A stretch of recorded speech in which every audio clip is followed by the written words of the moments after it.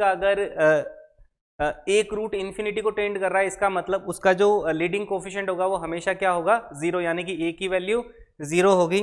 और साथ ही साथ हमने पढ़ा था कि अगर किसी क्वाड्रेटिक के दोनों रूट इन्फिनिटी को टेंड कर रहे हैं, इसका मतलब क्या होगा कि एक्स स्क्वायर का कोफिशिएंट एंड एक्स का जो कोफिशिएंट होगा दोनों के दोनों साइमल्टेनियसली जीरो को टेंड करेंगे, यानी कि ए भी जीरो होगा और बी भी जीरो होगा। ठीक है, तो चलिए एक क्वेश्चन कंसिडर करते हैं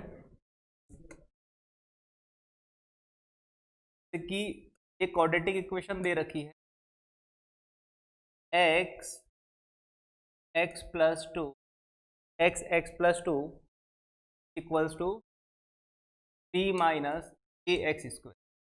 देखो इस क्वाड्रेटिक का जो एक रूट है, माना कि इसके अल्फा एंड बीटा दो रूट अगर हम कंसिडर करें, क्वाड्रेटिक है तो इसके दो रूट है अल्फा कॉमा बीटा। अगर इसके अंदर कोई भी एक रूट या तो अल्फा या बीटा अगर इन्फिनिटी को टेंड कर रहा है, कोई भी एनी रूट है ना, या तो अल्फा इन्फिनिटी को टेंड कर रहा है या फिर बीटा इन्फिनिटी को टेंड कर रहा है, तो दोनों में से कोई भी एक रूट अगर इन्फिनिटी को टेंड कर रहा है, इसका मतलब जो लीडिंग कोफिशिएंट होगा हाईएस्ट डिग्री के एक्स का जो कोफिशिएंट होगा वो हमेशा क्या होगा, जीरो होगा। वो हमने कल डिस्कस किया था। तो हम इसको थोड़ा सा सिंप्लीफाई कर लेते हैं, x square plus 2x is equals to 3 minus x square. ठीक है, एक्स स्क्वायर को इधर ले आते हैं, एक्स स्क्वायर यहाँ पे क्या आ गया, इन दोनों से हमने एक्स स्क्वायर क्या कर दिया, कॉमन ले लिया। तो अंदर जो टर्म मिली है वो मिली है 1 प्लस ए, है ना, ये इस साइड में आ जाएगा तो क्या हो जाएगा माइनस का ए एक्स स्क्वायर, इस साइड में आ जाएगा तो प्लस का ए एक्स स्क्वायर। एक्स स्क्वायर हमने क्या कर दिया, कॉमन ले लिया। तो जो अंदर जो टर्म मिली है वो मिली है 2x माइनस 3 इक्वल्स। अब देखो इसके अंदर एक रूट इन्फिनिटी को टेंड कर रहा है, तो हमने कहा था कि लीडिंग कोफिशिएंट हमेशा जीरो होगा, यानी कि इसके अंदर बस कुछ भी नहीं करना है। ये कंडीशन है कि 1 प्लस ए, ये वाली जो वैल्यू है वो जीरो हो जाएगी, यानी कि 1 plus a equals to 0, then a equals. इस तरीके से जब एक रूट इन्फिनिटी को टेंड कर रहा है तो कुछ ये कंडीशन होती है कि लीडिंग कोफिशिएंट को हमेशा क्या करना है, जीरो करना है। कल हमने ये थियरी डिस्कस की थी। सेकेंड, हमने एक और चीज भी डिस्कस की थी कि नेक्स्ट जो अपना क्वेश्चन है, कोई भी एक क्वाड्रेटिक इक्वेशन दे रखी है, x square minus d x upon A x minus c is equals to लिखा हुआ है m minus 1 upon m plus 1, minus 1 upon m plus 1। ये क्वाड्रेटिक है। इसके अंदर क्या है, जो दोनों रूट है इस क्वाड्रेटिक के, माना कि दोनों रूट है वो मैग्नीट्यूड में तो सेम है बट अपोजिट साइन के, यानी कि एक रूट अगर अल्फा है तो दूसरा रूट क्या है, माइनस अल्फा। यानी कि रूट्स जब equal in magnitude and opposite sign के होते हैं, तो कल हमने एक कंडीशन डिस्कस की थी कि उसके अंदर जो x का जो कोफिशिएंट होता है वो हमेशा क्या होता है, जीरो होता है। तो x का कोफिशिएंट देखो हम क्या करेंगे फाइनली इस क्वेश्चंस के अंदर, देखो रूट्स इक्वल इन मैग्नीट्यूड, इस क्वाड्रेटिक के जो दोनों रूट हैं वो मैग्नीट्यूड के अंदर सेम है ना, दोनों का मैग्नीट्यूड सेम है बट अपोजिट साइन के हैं। तो इसका मतलब क्या करेंगे, इसके अंदर क्रॉस मल्टीप्लिकेशन करके फाइनली जो क्वाड्रेटिक मिलेगी उसके अंदर जो x का कोफिशिएंट होगा वो हम क्या करेंगे, जीरो करेंगे। तो इसके देखो सॉल्यूशन के अंदर देखो वो चीज उस चीज पे ही फोकस करते हैं जिसको हमें क्या करना है, जीरो करना है। तो देखो हमें एक्स स्क्वायर के कोफिशिएंट से तो लेना देना नहीं है। जब यहाँ से यहाँ मैं क्रॉस मल्टीप्लिकेशन करूंगा यहाँ से यहाँ तक, तो देखो मुझे बस ओनली फॉर x के कोफिशिएंट से लेना देना है। तो एक्स स्क्वायर इससे मल्टीप्लाई होगा, इससे कोई लेना देना नहीं है। जब ये x इससे मल्टीप्लाई होगा यानी कि माइनस बी एक्स इससे मल्टीप्लाई होगा m प्लस 1 से, ये अपने काम की चीज है। फिर इक्वल्स टू इसी तरीके से m माइनस 1 इस पूरे ब्रैकेट से मल्टीप्लाई होगा, तो सबसे पहले m माइनस 1 इस ax से मल्टीप्लाई होगा, तो m माइनस 1 इंटू ax। ठीक है, फिर वापस इससे कांस्टेंट से मल्टीप्लाई होगा, इससे कोई भी लेना देना नहीं है। यानी कि हमें इस टर्म को क्या करना, फाइनली जीरो। तो अगर मैं इसके अंदर x कॉमन ले लूं तो यहाँ पर जो मिलेगा, जो टर्म मिलेगी अपने पास वो क्या हो जाएगी, माइनस का बी एम फिर माइनस का b is equals to M A minus A, है ना। इस तरीके से मैं यहीं ले आता हूँ, पूरे कंप्लीट टर्म को एक साइड में ले आता हूँ। ठीक है, देखो मैंने क्या किया, इसके अंदर इस कंप्लीट टर्म को मैं इस साइड में ले आया, साथ ही साथ x क्या कर दिया मैंने, कॉमन भी ले लिया। तो जैसे ही मैंने x कॉमन लिया तो यहाँ पर मिला minus b m minus b, और सोचो यहाँ से x जब कॉमन लिया तो माइनस ए, ये वाली टर्म इस साइड में आ जाएगी, यानी कि यहाँ पर साथ ही साथ यहाँ पे ब्रैकेट के अंदर ही मैं कंसिडर कर लेता हूँ, मैंने साथ ही साथ कॉमन भी ले लिया और यहाँ पे लिख दिया मैंने माइनस का एम ए, और ये माइनस है तो यहाँ आ जाके प्लस ए बन जाए, और इक्वल्स टू हमें क्या करना है, ये जो x का कोफिशिएंट है इस कंप्लीट टर्म को इक्वल्स टू करना है टेंडिंग्स टू। सोचो अगर ये वाली टर्म अगर हमें जीरो मिल गई तो इसका मतलब फाइनली हमें करना क्या था, इसके अंदर m की वैल्यू ढूंढनी थी, है ना, कि अगर इस क्वाड्रेटिक के दोनों रूट अगर आपस में मैग्नीट्यूड में सेम और अपोजिट साइन के अंदर होते हैं तो m को हमें क्या करना था, फाइंड करना था। तो इसका मतलब फाइनली क्या होगा, ये वाली सारी टर्म क्या हो जाएगी, जीरो हो जाएगी, यानी कि minus b m minus m a plus a equals to क्या हो गया, जीरो, यानी कि x का जो कोफिशिएंट था वो फाइनली मैंने क्या कर दिया, जीरो कर दिया। तो सोचो अगर ये वाली टर्म जीरो हो गई तो अब हमें क्या करना है, m ढूंढना है। तो मैं क्या कर देता हूँ, a माइनस बी, इन दोनों को तो मैं इस साइड में रखता हूँ, यानी कि a माइनस बी, इस वाली टर्म को तो मैंने इधर ही रखा, और क्या हुआ, माइनस का बी एम उधर जाएगा तो प्लस का बी एम, और प्लस यहाँ पर माइनस का ए एम है उधर जाएगा तो प्लस का ए एम हो जाएगा। तो यानी कि यहाँ पर मैं अगर m कॉमन लूंगा तो जो अंदर टर्म मिलेगी वो कुछ प्लस बी जैसी मिलेगी, यानी m की जो वैल्यू मिली है वो मिली है minus b upon A plus.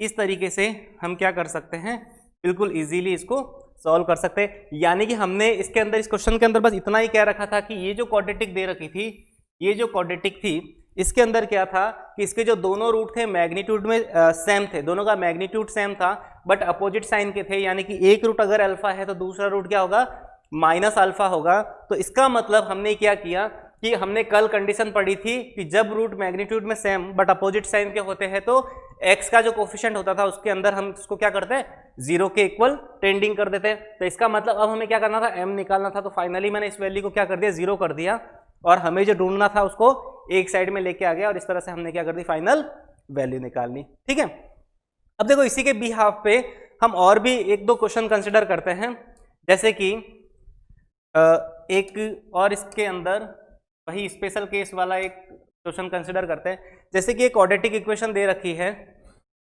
Quadratic equation x square minus A x square minus A X plus A square minus 4a। तो देखो एक क्वाड्रेटिक दे रखी है, अब इसके अंदर हमें क्या करना है, a की वैल्यू निकालनी है ना, हमें क्या करना है, इसके अंदर a की वैल्यू निकालनी है।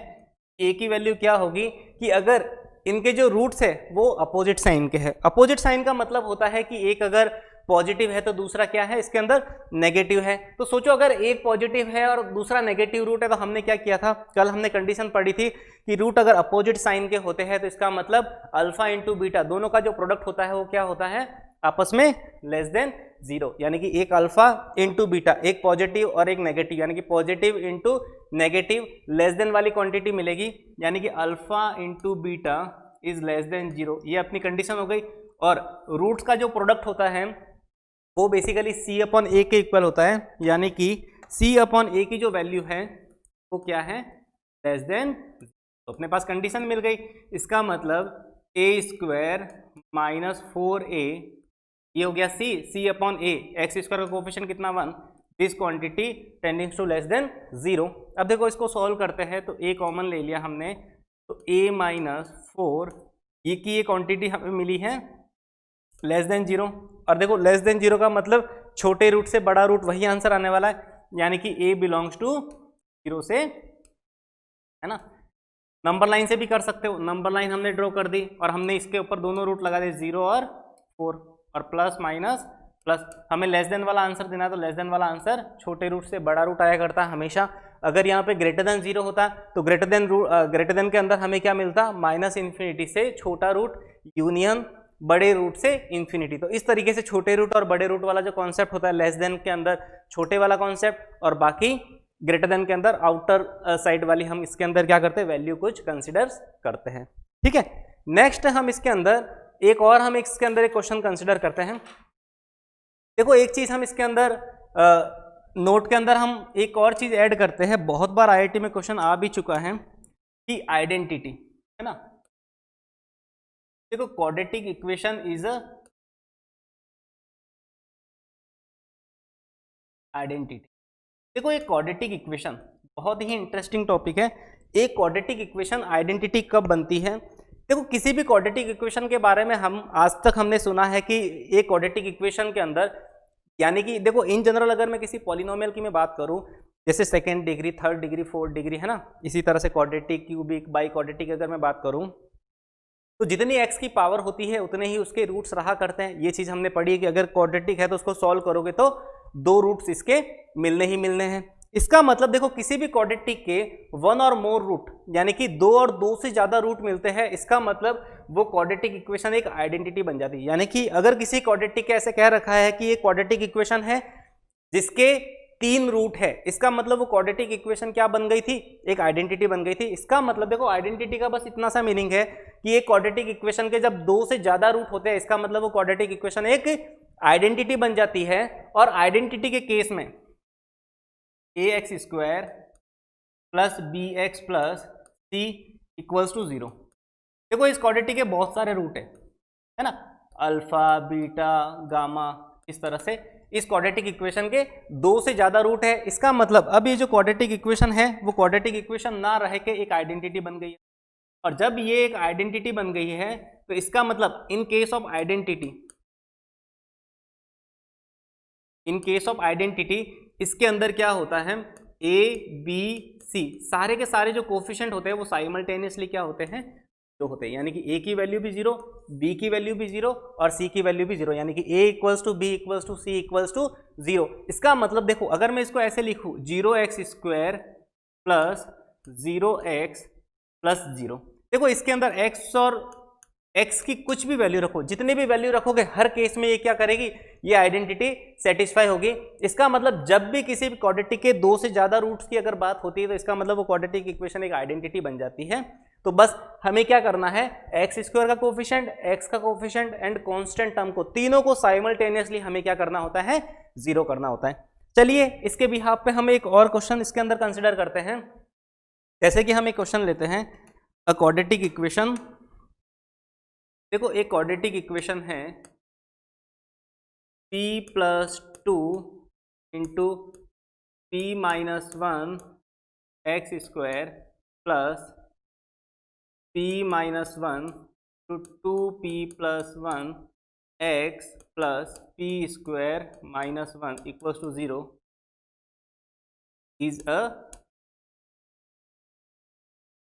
आइडेंटिटी। देखो आइडेंटिटी भी लिख सकते हैं या फिर इनडायरेक्टली कह सकते हैं कि a quadratic equation having more than 2 roots, है ना। इस क्वाड्रेटिक के 2 से ज्यादा रूट है, तो इनडायरेक्टली हमें समझना है कि अगर किसी क्वाड्रेटिक के 2 से ज्यादा रूट है इसका मतलब वो क्या है, एक आइडेंटिटी है। तो अगर आइडेंटिटी है तो हमें क्या करना है, पी की वैल्यू बतानी है। क्या करनी है हमें, की वैल्यू बतानी है।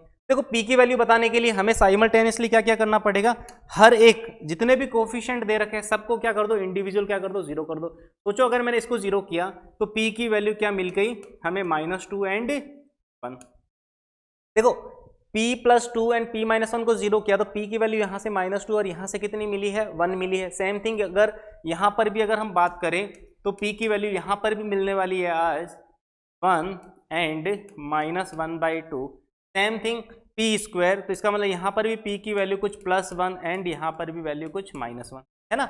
p स्क्वायर -1 इक्वल्स टू 0 करोगे तो p इक्वल्स टू ±√1, यानी कि +-1 जैसी कुछ वैल्यू मिलेगी। अब देखो इसके अंदर क्या होने वाला है, p की वैल्यू देखो हमने कहा कि साइमल्टेनियसली तीनों के तीनों कोफिशिएंट 0 होने चाहिए, यानी कि a भी 0 होना चाहिए, b भी 0। ये हम a के लिए कह रहे हैं ना, a 0, ये b 0 और ये हम बात कर रहे हैं किसके लिए, c 0 के लिए। तो यानी कि तीनों के तीनों चीजें साइमल्टेनियसली 0 होनी चाहिए। ये तभी हो सकती है जब साइमल्टेनियसली a की वैल्यू, है ना, p की वैल्यू क्या हो जाए, 1 हो जाए। इसका मतलब फाइनल जो अपना आंसर आ गया, answer p equals to final answer. Final answer का बस इतना सा मीनिंग है कि साइमल्टेनियसली जिसकी हम बात कर रहे हैं वो चीजें एक साथ 0 होनी चाहिए। तो एक साथ 0 हमें इसी केस में मिल रही है, इसीलिए p की जो फाइनल वैल्यू आ गई है वो कितनी आ गई है, 1 आ गई है। चलिए नेक्स्ट हम क्वेश्चन इसके अंदर कंसिडर करते हैं।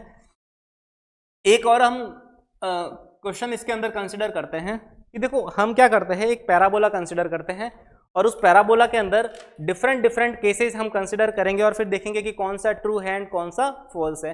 जैसे कि एक इस तरीके से, क्योंकि इस तरीके के क्वेश्चन भी बना करते हैं तो मैं वही एक क्वेश्चन कंसिडर कर रहा हूं ये क्वेश्चन है जिसके अंदर इस तरीके से दे रखा है, एक पैराबोला बना हुआ ऐसा है ना तरीके से, और इसके वर्टेक्स यहाँ पर है, ठीक है। यहाँ पर ये कट कर रहा है दो जगह, यानी कि ये अल्फा है और ये बीटा है, और यहाँ पर ये कुछ वाई एक्सिस पे कुछ इंटरसेप्ट कट कर रहा है ना। सेम गोज बिल्कुल इसी तरीके से एक पैराबोला दे रखा है, यानी कि इसकी अगर मैं इक्वेशन मानूँ y इज इक्वल्स टू थोड़ी देर के लिए A x square plus B X plus C. अब देखो इसके अंदर y एक्सिस पे क्या होगा, x, यानी कि हाँ y एक्सिस पर जो x होता है वो हमेशा 0 होता है, यानी कि इसके जो कोऑर्डिनेट हो गए वो 0, ये क्वेश्चन में दे रखा है, ये अपना क्वेश्चन है, क्वेश्चन के अंदर ये चीज दे रखी है।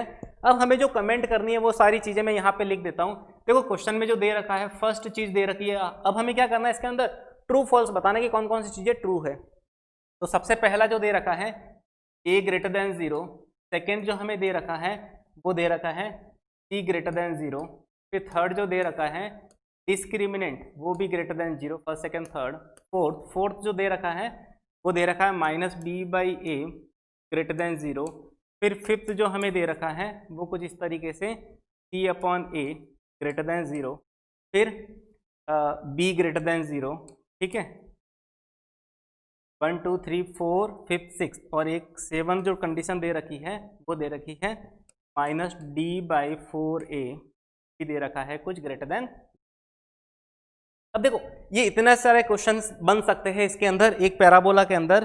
तो जब एक क्वाड्रेटिक का कर्व दे रखा है ना, कोई भी क्वाड्रेटिक एक्सप्रेशन का कर्व दे रखा है, इसके बिहाफ पे हमें सारे क्वेश्चनों के आंसर देने। तो देखो सबसे पहले हम एक एक के आंसर देते। देखो सबसे पहले हम लीडिंग कोफिशिएंट की बात करें तो पैराबोला देखो माउथ फेसिंग डाउनवर्ड है, तो जब भी पैराबोला माउथ फेसिंग डाउनवर्ड होता है उस केस में हमें बिल्कुल उसके लीडिंग कोफिशिएंट पर कमेंट कर सकते हैं कि हमने बताया था कि जब किसी भी क्वाड्रेटिक एक्सप्रेशन में लीडिंग कोफिशिएंट ग्रेटर देन 0 होता है तो पैराबोला माउथ फेसिंग अपवर्ड होता है, और अगर लीडिंग कोफिशिएंट नेगेटिव होता है तो पैराबोला माउथ फेसिंग डाउनवर्ड। तो डाउनवर्ड के केस में नेगेटिव होना चाहिए, इसका मतलब फर्स्ट स्टेटमेंट इज रॉन्ग, जो फर्स्ट लिखा हुआ है वो गलत है। सेकंड देखो, सेकंड हम छोटे छोटे पे बात करते हैं। सी देखो, सी का मतलब क्या हो गया, ये वाला कांस्टेंट टर्म। तो देखो सी इसके अंदर हमें पता चल रहा है कि वाई एक्सिस की पॉजिटिव डायरेक्शन पर ये सी यूनिट का इंटरसेप्ट कट हो रहा है, तो इसका मतलब सी यूनिट का इंटरसेप्ट कट हो रहा है, इसका मतलब इस केस में सी की जो वैल्यू होगी वो हमेशा क्या होगी, पॉजिटिव। बिल्कुल करेक्ट आंसर है। डिस्क्रिमिनेंट पर देखो क्या कमेंट करोगे, देखो रूट्स हमेशा, देखो ये जो पैराबोला है वो एक्स एक्सिस को दो डिफरेंट पॉइंट पर कट कर रहा है, इसका मतलब रूट्स एक्स एक्सिस को, जो कर्व एक्स एक्सिस को जितनी बार कट करता है उतने उसके रियल रूट्स रहा करते हैं। इसका मतलब इस क्वाड्रेटिक के दो रियल रूट्स है और दोनों के दोनों आपस में क्या है, डिफरेंट है, यानी अल्फा और बीटा आपस में डिफरेंट है, तो इसका मतलब इसका डिस्क्रिमिनेंट हमेशा ग्रेटर देन 0 रहा होगा। चलिए माइनस बी अपॉन ए, देखो माइनस बी अपॉन ए पे कमेंट करने से पहले हम क्या करते थे, बी पर कमेंट करते हैं। देखो बी पर क्या कमेंट करोगे, देखो हमें पता है कि इस क्वाड्रेटिक का जो कर्व है इसके वर्टेक्स के कोऑर्डिनेट हमें पता है कि वर्टेक्स का जो एक्स कोऑर्डिनेट होता है, यानी कि इसके अंदर जो एक्स की जो वैल्यू होती है वो कुछ माइनस बी अपॉन क्या होती है 2, क्या होती है माइनस बी अपॉन 2a, यानी कि इसके अंदर माइनस बी अपॉन 2a हमेशा क्या रहने वाला है, पॉजिटिव रहने वाला है, क्योंकि ये एक्स एक्सिस की पॉजिटिव डायरेक्शन के अंदर है, यानी कि minus b upon t always positive. और हमें दे रखा है कि इसके अंदर जो ए है वो क्या है, ग्रेटर देन 0। बट देखो हमारे अंदर ये जो पैराबोला बन रहा है, इस पैराबोला के अंदर अगर हम बात करें तो इसके अंदर जो लीडिंग कोफिशिएंट है ए वो क्या है, लेस देन 0।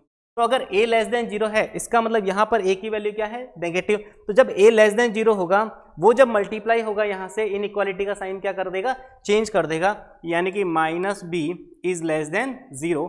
फिर माइनस से वापस में मल्टीप्लाई करूँ तो b इज ग्रेटर देन 0, यानी कि इसके अंदर जो b होगा, b के ऊपर क्या कमेंट करेंगे कि b इसका ऑलवेज पॉजिटिव रहा होगा। तो देखो b पॉजिटिव, मेरा b पॉजिटिव, यानी कि स्टेटमेंट 6 करेक्ट है। चलिए a और b पर अगर हम बात करें तो देखो फोर्थ पॉइंट की अगर हम बात करें तो माइनस बी अपॉन ए, देखो यहाँ पे माइनस बी अपॉन ए, ये वाली क्वांटिटी देखो b हमेशा क्या है, ग्रेटर देन 0, यानी कि b ये वाली क्वांटिटी ऑलवेज पॉजिटिव है, यानी कि ये अगर हमेशा पॉजिटिव रहने वाला है।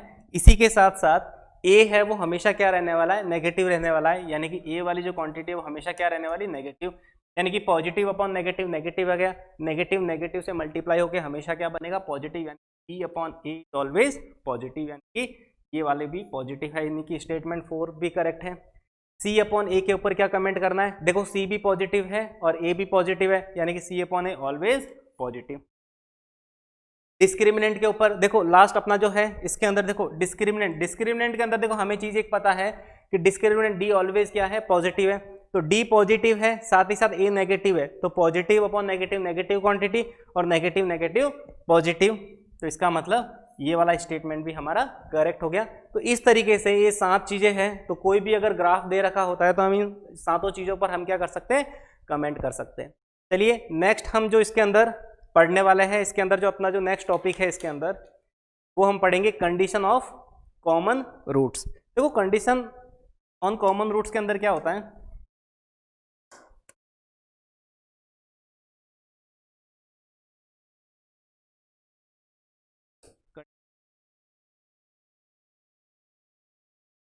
Common root. तो कंडीशन ऑन कॉमन रूट्स के अंदर अब हमें कोई भी 2 क्वाड्रेटिक दे रखी होगी और उसके अंदर कहा गया होगा, इस तरह से कमेंट किया होगा कि दोनों के अंदर कोई एक कॉमन रूट है। इस तरह की चीजें इसके अंदर कंसिडर की जाती है। तो देखो सबसे पहले हम इसके अंदर 2 केस कंसिडर करते हैं। If one root is common. देखो फर्स्ट हमने केस कंसिडर किया है कि अगर कोई भी 2 क्वाड्रेटिक दे रखी होती है तो अगर इन दोनों क्वाड्रेटिक के अंदर अगर एक कॉमन रूट है तो 1 कॉमन रूट की क्या कंडीशन होती है। तो देखो 1 कॉमन रूट की जो कंडीशन होती है मैं तो यही बताऊंगा कि सबसे पहले क्या कर दो, जो दोनों क्वाड्रेटिक दे रखी होती है उन दोनों को आपस में क्या कर दो, सॉल्व कर दो। और इस तरीके से फाइनली हमें क्या कर देते, एक्स की वैल्यू ढूंढ लेते। तो मैं एक क्वेश्चन के बिहाफ से ही बताता हूँ कि इसके अंदर मैं एक क्वेश्चन कंसिडर करता हूँ कि 1 रूट इज कॉमन। देखो अपने पास जो क्वेश्चन है इसके अंदर, if 1 root is common in between the equation x square plus 2x plus 3k equals to 0। ये इक्वेशन फर्स्ट हो गई, x square plus 2x plus 3k equals to 0। And second equation है 2x square plus 3x plus 5k equals to 0। ये equation अपने पास 2 रखी है ना, second दे रखी है। तो अब हमें क्या करना है, k की वैल्यू निकालनी है। देखो क्वेश्चन बहुत ही इजी है, 2 क्वाड्रेटिक दे रखी है और दोनों के अंदर क्या क्या रखा है कि इसके अंदर एक रूट क्या है, कॉमन है। तो माना कि जो पहली वाली जो क्वाड्रेटिक है इसके अंदर इसके जो रूट है अल्फा और क्या मान लेते हैं, अल्फा और बीटा मान लेते हैं। और जो सेकेंड क्वाड्रेटिक दे रखी है उसके अंदर एक रूट कॉमन है यानी कि अल्फा और गामा मान लेते हैं। यानी कि इन दोनों के अंदर एक रूट क्या है, कॉमन है। तो देखो हमें पता है कि इन दोनों के अंदर क्या है कि एक वेरिएबल k की वैल्यू दे रखी है जो हमें क्या करना है, ढूंढना है। k की वैल्यू हमें क्या करना है, फाइंड करनी है। और इसने कह रखा है कि इन दोनों के अंदर क्या है, एक रूट कॉमन है। तो सोचो अगर दोनों क्वाड्रेटिक के अंदर अगर वेरिएबल नहीं होता, गलती से अगर ऐसा ही क्वाड्रेटिक होती है x square plus 2x plus something कोई नंबर, तो बिल्कुल हम उसके दोनों रूट्स निकाल लेते और दोनों रूट्स निकाल के हम चेक कर देते थे कि क्या पता पहला जो रूट है वो कॉमन रहा हो तो इसका मतलब वो दूसरी इक्वेशन को सेटिस्फाई करेगा, क्या पता दूसरा रूट कॉमन रहा हो वो इस इक्वेशन को क्या करेगा, सेटिस्फाई करेगा। तो इस तरह से हम क्या करते हैं, वैल्यू रख के हम क्या कर सकते हैं, इसके अंदर चेक कर सकते हैं। तो इसका मतलब अगर वेरिएबल है तो वही काम हम करने वाले, जैसे 10th क्लास में हम करते हैं कि क्या करेंगे, हम इन दोनों इक्वेशनों को सब्ट्रैक्ट करेंगे और सब्ट्रैक्ट करके x की वैल्यू निकालेंगे। और हमें पता है कि x की वैल्यू इन दोनों के अंदर कॉमन रूट होगा, इसका मतलब वो क्या करेगा, इस इक्वेशन को सेटिस्फाई करेगा। तो चलिए देखो सॉल्व करते हैं इसको। देखो सबसे पहले माना कि दोनों के अंदर अल्फा कॉमन रूट है, तो इसका मतलब ये दोनों इक्वेशनों को क्या करेगा, सेटिस्फाई करेगा, क्योंकि अल्फा इक्वेशन फर्स्ट का भी रूट है एंड अल्फा इक्वेशन सेकंड का भी रूट है। इसका मतलब दोनों इक्वेशनों को सेटिस्फाई करेगा। तो इसको मतलब अल्फा मैंने फर्स्ट इक्वेशन में रखा, alpha square plus 2 alpha plus 3k equals to 0 and second equation 2 alpha square plus 3 alpha plus 5k equals to. अब मैं क्या करूँ, फर्स्ट वाले इक्वेशन को 2 से मल्टीप्लाई करके सेकंड से क्या कर देता हूँ, सब्ट्रैक्ट कर लेता हूँ, क्योंकि इससे क्या होगा, अल्फा स्क्वायर वाली टर्म कैंसिल आउट हो जाएगी। बस हर बार हमें यही करना होगा कि हम हर बार हाईएस्ट डिग्री का जो x होगा, यानी कि अल्फा रखने के बाद जो हाईएस्ट डिग्री वाला x मिलेगा उसके कोफिशिएंट को सेम बना के हम क्या करेंगे, दोनों इक्वेशनों को सब्ट्रैक्ट कर लेंगे। तो देखो इसके अंदर क्या होने वाला है, जैसे कि 2 से मल्टीप्लाई किया तो 2 alpha square plus 4 alpha is equals to, ये 3k है तो उधर जाके कितना, -6k। और same second equation 2 alpha square plus 3 alpha is equals to 5k को उधर भेजा तो माइनस का 5k। अब इन दोनों इक्वेशनों को हमें क्या करना है, सब्ट्रैक्ट करना है। तो देखो दोनों इक्वेशनों को जैसे ही हमने सब्ट्रैक्ट किया तो यहाँ पर नेगेटिव साइन नेगेटिव और यहाँ पे क्या मिल गया, पॉजिटिव। ये दोनों आपस में क्या हो गए, कैंसल आउट हो गए, तो यानी कि 4 अल्फा अपॉन 3 अल्फा, यानी कि यहाँ पर जो वैल्यू मिली अल्फा इज इक्वल्स टू क्या मिल गया, प्लस और माइनस का 6k, यानी माइनस का अल्फा की वैल्यू क्या मिली है, माइनस का k। तो देखो दोनों रूट कॉमन है, तो हमें k की वैल्यू ढूंढनी है। इसका मतलब अल्फा इन दोनों इक्वेशनों के अंदर कॉमन रूट है, यानी कि अल्फा या तो इक्वेशन 1 को सेटिस्फाई करेगा या इक्वेशन सेकेंड को सेटिस्फाई करेगा। तो इसका मतलब क्या करेंगे, इस अल्फा की वैल्यू को हम क्या करेंगे, किसी भी एक इक्वेशन में पुटअप कर देते हैं। तो फर्स्ट इक्वेशन के अंदर मैं क्या कर देता हूँ, इस अल्फा की वैल्यू रख देता हूँ। तो फ्रॉम इक्वेशन 1 मैंने अल्फा की जगह माइनस के रखा है यहाँ पे, तो माइनस का के स्क्वायर, ये जो वैल्यू मिली है माइनस का के square plus 2 times of minus का के प्लस 3k इक्वल्स टू क्या मिला, 0। इसका मतलब मैंने जैसे ही फर्स्ट के अंदर वैल्यू रखी तो कुछ इस तरीके का अपने पास इक्वेशन, एक एक्सप्रेशन बना है। तो इसका मतलब को सॉल्व करेंगे तो k square minus 2k plus 3k equals to क्या मिला, 0, यानी कि के स्क्वायर और माइनस का 2k प्लस का 3k, यानी कि प्लस k इक्वल्स टू क्या मिला, 0।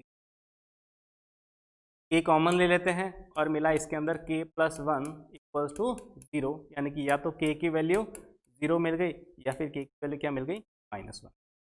इस तरीके से k की वैल्यू 0 और -1 होगी, उस केस में इसके अंदर जो 1 रूट मिलेगा वो क्या मिल जाएगा, कॉमन मिल जाएगा। तो इस तरीके से कॉमन रूट वाली जो कंडीशन है हम निकाल सकते हैं। बस तरीका वही है कि हमें इक्वेशन सॉल्व करना आना चाहिए। देखो एक कंडीशन है कि दोनों रूट अगर सेम है, अगर दोनों ही रूट क्या है, कॉमन है, तो देखो दोनों रूट कॉमन, जो दूसरा केस है उसके अंदर हम एक क्वेश्चन कंसिडर करते हैं कि find the value of p and q. Next जो अपना जो क्वेश्चन है, find p and q if equation having, जो इक्वेशन है p x square plus 5x plus 2 equals to 0, equation first and जो इक्वेशन सेकंड दे रखी है 3x square plus 10x plus q equal, ये इक्वेशन सेकंड। देखो equation first है ना, find p and q if equation first and second having both root are common. के अंदर क्या है कि जो बोथ रूट्स हैं आर, देखो इन दोनों इक्वेशन के अंदर जो दोनों रूट है वो आपस में क्या है, कॉमन है। यानी कि पहली इक्वेशन के माना कि रूट है अल्फा और बीटा, सेम रूट है वो दूसरी इक्वेशन के अंदर बन रहे। तो देखो हमने एक 10th क्लास के अंदर जो कॉन्सेप्ट पढ़ा था कि अगर लाइनें पैरेलल होती थी, पैरेलल के अंदर देखो सेम सिचुएशन बनती थी। इसका मतलब उस केस में क्या होता था कि हम जो कंडीशन लगाते थे वो क्या लगाते थे कि जो भी कोफिशिएंट होते थे उसका हम रेशियो क्या कर देते थे, सेम कर देते थे। तो अगर देखो अपना जो सेकंड इसके अंदर कॉमन रूट के अंदर जो टाइप है, फर्स्ट हमने पढ़ा कि अगर 1 रूट इज कॉमन, तो सेकंड अपना जो टाइप है कि अगर दोनों ही रूट कॉमन होते हैं उस केस के अंदर हमें क्या करना है कि जो कोफिशिएंट दे रखे होते हैं उसका बस रेशियो सेम कर दो। यानी कि यहाँ पर ये जो एक्स स्क्वायर का coefficient p/3 is equals to x का कोफिशिएंट कितना, साइन के साथ दोनों प्लस का 5 और प्लस का 10, यानी कि 5/10 इज इक्वल्स टू क्या है, कांस्टेंट टर्म प्लस का 2 और प्लस का q, यानी कि 2/, बस अगर दोनों रूट कॉमन होते हैं तो इसका मतलब हमें कंडीशन लगानी है इस तरीके से, एक्स स्क्वायर का कोफिशिएंट का ratio is equals to x का coefficient is equals to constant term का जो रेशियो होगा वो हमेशा क्या होगा, आपस में इक्वल होगा। अब फाइनली हमें क्या करना था, पी एंड क्यू की वैल्यू निकालनी थी। तो देखो पी की वैल्यू इन दोनों को अगर हम क्या कर दें, इक्वल कर दें, तो इसका मतलब जो मिलने वाला है हमें p/3 इज इक्वल्स टू 1/2। तो इसका मतलब इससे जो p की वैल्यू मिली है वो कुछ मिल जाएगी क्रॉस मल्टीप्लिकेशन करने पर 3/2, है ना। मैंने क्या कर दिया, 3 को ऊपर भेज दिया तो p की वैल्यू कितनी मिल गई, 3/2। इसी तरह से अगर हमें q ढूंढना है तो अब हम क्या करेंगे, इन दोनों को कंपेयर कर लेते हैं। इसका मतलब 1/2 इज इक्वल्स टू कितना लिखा हुआ है, 2/q। का मतलब आफ्टर क्रॉस मल्टीप्लिकेशन अगर मैं q को इस तरह से क्रॉस मल्टीप्लाई करूँ तो जो q की वैल्यू जो मिलने वाली है वो कुछ, का मतलब इस तरीके से हम क्या कर सकते हैं, p और q निकाल सकते हैं अगर इसके अंदर जो दोनों रूट्स है वो क्या है, कॉमन है। चलिए इसके अंदर एक और हम JEE की हम प्रॉब्लम कंसिडर करते हैं। देखो एक चीज समझो, इसके अंदर माना कि दो क्वाड्रेटिक, देखो IIT में क्वेश्चन आ चुका है कि दो क्वाड्रेटिक इक्वेशन दे रखी है और ऐसा कह रखा है कि दोनों क्वाड्रेटिक इक्वेशन के अंदर एक रूट कॉमन है। जैसे कि मैं एक एग्जांपल जैसे कंसिडर करता हूँ, अपने पास एक क्वाड्रेटिक है x square minus 4x plus 5। ये क्वाड्रेटिक इक्वेशन क्या है, x square plus 4x plus 5 equals to 0। And जो सेकेंड क्वाड्रेटिक इक्वेशन है वो कुछ ऐसी है, x square plus ax plus b। ये क्वाड्रेटिक इक्वेशन क्या है, सेकेंड। तो देखो quadratic equation first and quadratic equation second, इन दोनों के अंदर क्या है, एक रूट कॉमन है, वन रूट इज कॉमन। ऐसा क्वेश्चन में दे रखा है तो ए और बी की वैल्यू निकालनी है ना। इसके अंदर क्या है, if one root is common then find a and b. देखो इसके अंदर अगर एक रूट कॉमन है तो अब हमें क्या करना है, इसके अंदर ए और बी की वैल्यू निकालनी है। तो देखो पहली अगर देखो मैंने यही बताया था कि अगर किसी भी एक क्वाड्रेटिक इक्वेशन को अगर सॉल्व करके दोनों रूट निकाल दो तो दोनों रूट को क्या कर दो, इक्वेशन सेकंड में रख के दो इक्वेशन फॉर्म होगी। इससे क्या कर सकते हैं हम, ए और बी की वैल्यू निकाल सकते हैं। ये बहुत ही ईजी तरीका है कि अगर वन रूट कॉमन है और एक क्वाड्रेटिक इक्वेशन के दोनों रूट अगर तुम आराम से निकाल सकते हो तो बिल्कुल ईजी तरीका हो जाता है, हमें इक्वेशन सॉल्व करने की जरूरत भी नहीं पड़ती। क्योंकि अगर इसके दो रूट है तो दोनों में से एक तो इन दोनों का कॉमन रूट रहा होगा, ठीक है, या तो वो पहला रहा होगा दूसरा रहा होगा, ये अलग सिचुएशन है। तो देखो इसके अंदर एक चीज समझ में आ रही है कि जो पहली वाली जो क्वाड्रेटिक इक्वेशन है इसका जो लीडिंग कोफिशिएंट है, इसके अंदर जो a है लीडिंग कोफिशिएंट वो ग्रेटर देन 0 है। एंड साथ ही साथ इसका जो डिस्क्रिमिनेंट है बी स्क्वायर माइनस 4ac, यानी कि -4 का square B square minus 4a into C, a into C, तो 16 माइनस 20। देखो ये वाली क्वांटिटी लेस देन 0 मिलेगी। लेस देन 0 का मतलब इस क्वाड्रेटिक के रूट्स इमेजिनरी रूट्स हैं। इसका मतलब इमेजिनरी रूट्स का मतलब तो देखो हमने एक चीज पढ़ी थी कि किसी भी क्वाड्रेटिक के अगर रूट्स इमेजिनरी है तो imaginary roots always occurs in pair of conjugates, यानी कि इमेजिनरी रूट्स होंगे वो हमेशा पेयर ऑफ कॉन्जुगेट की फॉर्म में होंगे। तो पेयर ऑफ कॉन्जुगेट का मतलब हो गया कि इसने इनडायरेक्टली कह दिया है कि इन दोनों के अंदर क्या है, दोनों के दोनों रूट कॉमन है। क्योंकि अगर एक रूट अगर इमेजिनरी है तो बिल्कुल दूसरा उसका कॉम्प्लेक्स कॉन्जुगेट रहा होगा। इसका मतलब इसने इनडायरेक्टली बताया कि दोनों ही रूट इसके अंदर क्या है, कॉमन है। तो सोचो दोनों ही रूट अगर इसके अंदर कॉमन रहे होंगे, दोनों ही रूट कॉम्प्लेक्स रूट है, इसका मतलब दोनों इक्वेशन क्या रही होगी, सेम रही होगी। तो इन दोनों को कंपेयर करो तो जो x का जो कोफिशिएंट रहा होगा a कितना रहा होगा, -4 रहा होगा। एंड साथ ही साथ b कितना रहा होगा, 5 रहा होगा। Direct answer. इस तरीके से अगर कॉम्प्लेक्स रूट मिलते हैं और ऐसे कह रखा है कि इसके अंदर एक रूट कॉमन है, तो अगर कॉम्प्लेक्स रूट है तो हमेशा complex roots pair of conjugate की फॉर्म में होते हैं। इसका मतलब उसने इनडायरेक्टली ऐसा कहा है कि इन दोनों इक्वेशनों के अंदर दोनों के दोनों रूट क्या है, कॉमन है। तो इस तरीके से इसको इजीली सॉल्व कर सकते हैं। चलिए देखो नेक्स्ट हम इसके अंदर एक और अपना जो क्वेश्चन इसके अंदर कंसिडर करते हैं कि दो क्वाड्रेटिक इक्वेशन दे रखी है। क्वेश्चन है if quadratic equation of x, है ना। फर्स्ट जो क्वाड्रेटिक इक्वेशन दे रखी है वो दे रखी है एक्स स्क्वायर प्लस, इस तरीके से X square plus k minus 29x और साथ ही साथ दे रखा है माइनस के इक्वल्स टू 0। देखो फर्स्ट क्वाड्रेटिक इक्वेशन है x square plus k minus 29x minus k, and साथ ही साथ जो सेकेंड जो क्वाड्रेटिक इक्वेशन दे रखी है q ऑफ 2, जो सेकेंड क्वाड्रेटिक इक्वेशन दे रखी है उसके अंदर ऐसा कुछ कह रखा है कि 2x स्क्वायर प्लस जो दूसरी इक्वेशन है 2x square plus 2k minus 43, 2k minus 43 into x, 2k minus 43 into x plus के इक्वल्स टू 0। इसके अंदर क्या है, ये जो दोनों है बोथ पॉलिनोमियल, यानी कि फर्स्ट q1x एंड q2x, यानी कि इसके अंदर मैं लिख दूं q1x and q2x both are the factors of cubic equation। देखो q1x एंड q2x दोनों क्या है, एक क्यूबिक के क्या है, फैक्टर है। तो अगर क्यूबिक के फैक्टर है तो इसका मतलब अब हमें क्या करना है, k की वैल्यू बतानी है।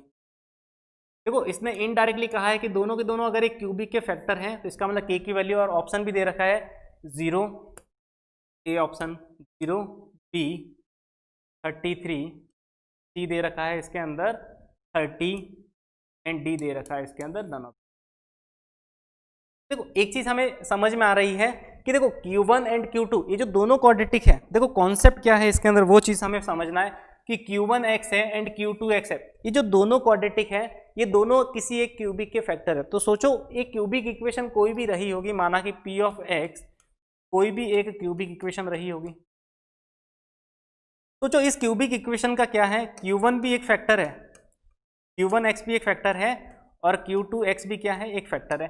तो एक क्यूबिक के दो फैक्टर जो दोनों ही आपस में क्वाड्रेटिक है, ये तभी पॉसिबल हो सकता है जब इन दोनों के अंदर क्या हो, एक रूट कॉमन आया हो। देखो एक एग्जांपल कंसीडर करते हैं, जैसे P ऑफ x में कंसीडर करता हूं x minus 1, x minus 2, x minus 3, ये मैंने क्यूबिक कंसीडर की है। और इसके जो दो फैक्टर हैं, तो माना कि जो Q1x है एक फैक्टर रहा होगा, माना कि x माइनस 1 और x माइनस 2। और देखो Q2x, तो Q2x जो फैक्टर होगा वो या तो किसके साथ आया होगा, या तो इन दोनों के साथ आया होगा या फिर इन दोनों के साथ आया होगा, इस तरह से पेयरिंग बन के, या फिर ये खुद ही एक फैक्टर रहा होगा। तो इसका मतलब ये सिचुएशन तभी हो सकती है कि Q2x भी इसका एक फैक्टर बनना है।